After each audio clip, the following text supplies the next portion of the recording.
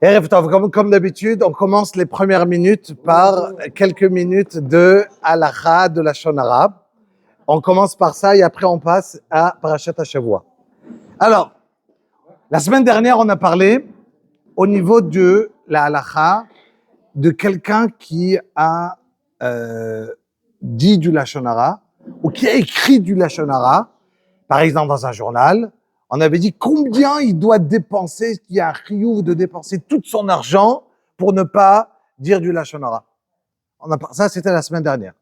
De là, il continue le Chafetz Chaim et il dit, et c'est évident que si ça le touche seulement à son kavod, que quelqu'un il est assis avec des gens, à table, à son travail, avec des amis, et les personnes, ils sont en train de parler du Lashon Hara, et si il a l'air de ne pas, on va dire, être contribué à la discussion, de commencer à parler avec eux, de dire un petit mot, alors il aura l'air comme un imbécile. Il a l'air de quelqu'un de tamim, de naïf, qui est là, qui comprend rien. Ou s'il commence à dire des bonnes choses, on va le prendre pour toi tu es un tzaddik, laisse tomber, arrête de jouer le tzaddik. Et donc cette personne-là, il te dit le Chafetz Chaim, c'est évident que c'est assourd de dire du Lashon Hara, il vaut mieux avoir l'air imbécile toute sa vie que d'avoir dit une fois du Lashon Hara et d'avoir être rachat devant un Kadosh Baruch Hu. Vaut mieux avoir l'air imbécile aux yeux des êtres humains toute notre vie. Il continue. Et qu'il sache que si quelqu'un il réussit à ne pas écouter de la médisance, à ne pas écouter de mauvaises choses sur une personne, qu'il sache qu'à cet instant-là, il aura une récompense d'Akadosh Baruch Hu ad en kest, sans fin. Kema'amar Chazal lefum tzahara agra. En fonction de la difficulté, on a la récompense. Et c'est évident que quand quelqu'un il est en face de personnes que il aura l'air, il a honte de leur dire c'est du Lashon Hara, je ne peux pas, ou il n'a pas envie de commencer à dire une phrase en disant il est mal à l'aise de dire et sa fille fait le religieux tout à coup et il n'a pas envie de dire cette phrase. Alors ils te disent les foum tzahara agra, en fonction de combien c'est dur, tu auras ta récompense. ויתאבה אבות, רבי נתן, כ100 פעמים בצער, מפעם אחת שלו בצער הקדוש ברוך הוא il paye fois 100 sur chaque difficulté. Donc si quelqu'un il a une petite difficulté, c'est fois 100. Une plus grande, c'est déjà fois 100 des fois 100. Donc c'est déjà fois 10 000. Et fois 10 000 fois 100. Et ainsi de suite. On peut arriver à des millions de fois de récompenses d'Akadosh Baruch Hu. Pourquoi? Parce que c'était plus dur. Donc ne pas avoir peur que c'est dur, parce que, il dit le Chafetz Chaim est sur un moment pareil, il y a écrit dans le Midrash que, et c'est mouva dans le Gerat Agra, Kol rega verega she'adam chosem piv zoche le'or haganuz she'en kol malach u'bria yachol lesher. Sur chaque fraction de seconde qu'un être humain il va fermer sa bouche, qu'il a envie de dire de la Lashon Hara. Et des fois, il sait même pas si c'est moutard ou assour. Vous savez, dernièrement, on étudie tous les jours la halakha de la Lashon Hara. Et des fois, j'arrive à des situations et je me dis, c'est permis ou c'est assour? Et je m'arrête et je raconte pas. Et peut-être c'était permis. Mais je me dis, attends, mais peut-être c'est permis. Oui, mais sur cet instant-là que je me retiens de ne pas raconter quelque chose, parce que je me pose la question, est-ce que c'est permis ou c'est assour? Sur ça, il dit le Chafetz Chaim, au nom du Gaon de Vilna, qu'on va être zoché à une lumière dans le Olam Haba, qu'aucun malach, aucun ange ne peut imaginer la récompense qu'on va toucher. Ça veut dire que même un ange qui se trouve déjà en haut n'a même pas accès à un niveau tellement haut dans le Olam Haba pour qu'une personne va recevoir quand il apprend à se taire.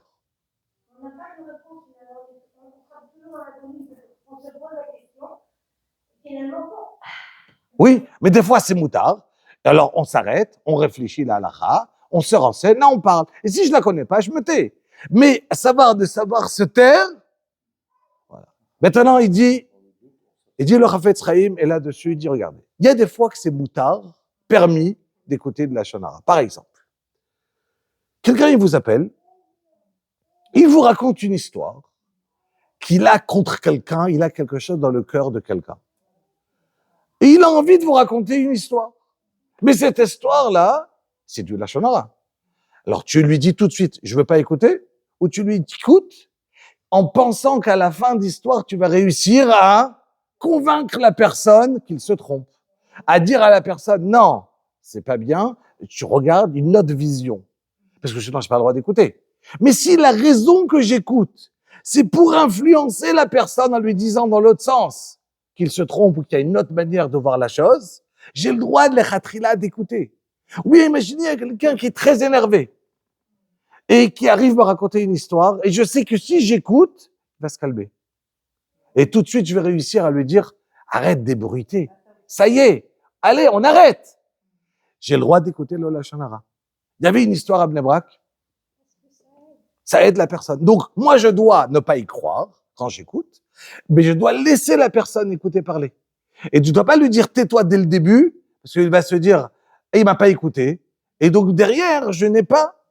Donc, il y avait une histoire à Bnei Brak, il y avait une vraie histoire qui s'est passée il y a pas très longtemps.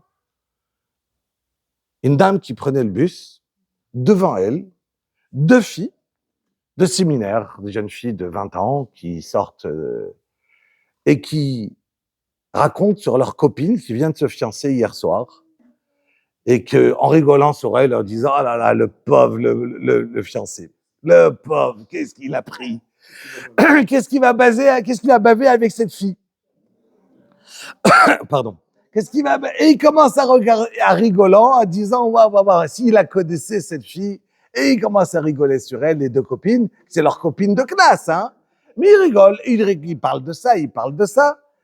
Et la dame qui est dans le bus, elle entend tout derrière. Et au bout de 2-3 minutes, elle leur tape comme ça sur l'épaule. Elle leur dit, vraiment, je voulais vous remercier.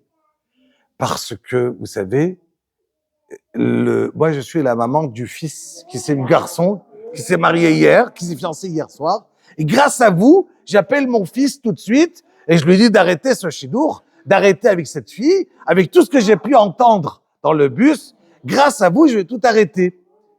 Tout de suite, les filles se sont mis à dire, ah, désolé, une s'est mise à pleurer, mais désolé, c'est notre copine, on rigole, c'est vraiment pas notre intention, on a exagéré quand on a raconté les choses, mais c'était pas du tout le but de raconter, c'est notre copine, on est très bien, mais c'est juste qu'on a rigolé comme des copines qui parlent, mais c'était pas du tout le but de raconter, et chacune elle a ses petits défauts, et nous on a exagéré dans les défauts, c'est tout. Et la maman, à la fin, elle leur a dit, je voulais vous dire, non, c'est pas mon fils. Je voulais juste vous faire réaliser qu'imaginez, ça aurait été mon fils, et vous aurez été là, vous auriez imaginé comment votre commencer de parler sur quelqu'un. Alors, il rapporte cette histoire, le Rav Zilberstein, il dit, vous imaginez cette femme-là, elle avait le droit d'écouter dans le bus ou pas? Oui. Pourquoi? Parce qu'elle était là. Non, elle aurait pu mettre ses oreilles dans les oreilles. À la fin de les faire réaliser, elle a dû écouter une histoire pour faire réaliser à ces deux jeunes filles qui sont en train de dire du lashon hara. Donc, j'ai le droit d'écouter.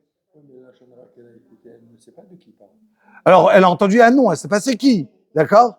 Mais elle, dans ce sens-là, d'accord? Maintenant, quand on écoute un nom d'une personne, étant donné qu'on peut arriver à savoir, c'est assaut. Maintenant, elle a fait exprès de jouer un jeu pour pouvoir faire réaliser à ces deux jeunes filles. Imaginez maintenant, ça aurait été mon fils. Alors, elle leur a dit, imaginez, ils auraient rigolé. Mais elle est venue, elle leur a dit, si vous êtes tombés, c'est mon fils. Et c'est mon fils, et j'arrête le chidour. On va casser, ça y est, il va lâcher. Il la lâche, cette fille, tout de suite. Donc, ils ont pris conscience de la bêtise qu'ils ont fait. Qu'est-ce que la force de la parole, elle peut faire? C'est pour ça que, à Bnei Brak, on fait très attention de ne pas parler à côté de la femme de ménage, parce qu'elle travaille ici, après elle va chez l'autre, après elle va chez l'autre, d'accord? Et donc, non, voilà, donc il faut faire attention chez qui tu vas, où tu travailles, parce que derrière, eux, à la place de faire des shidduchim, les femmes de ménage, ils peuvent faire le contraire. Donc, d'où la raison, on fait attention à le Chafetz Chaim de ce qu'on parle, mais si c'est dans le but d'écouter, de calmer, dans le but d'écouter pour pouvoir dire à la personne, quelqu'un il va venir et raconter une histoire à tout le monde, et toi tu arrives et tu l'écoutes et tu le calmes, tu lui dis non, tu réalises pas. Ça y est, le fait de parler, la personne s'est calmée, Dieu le Chafetz Chaim, ça s'appelle les to'elet, ça, et du coup ça sera moutard de raconter. Adkan, la partie du Chafetz Chaim.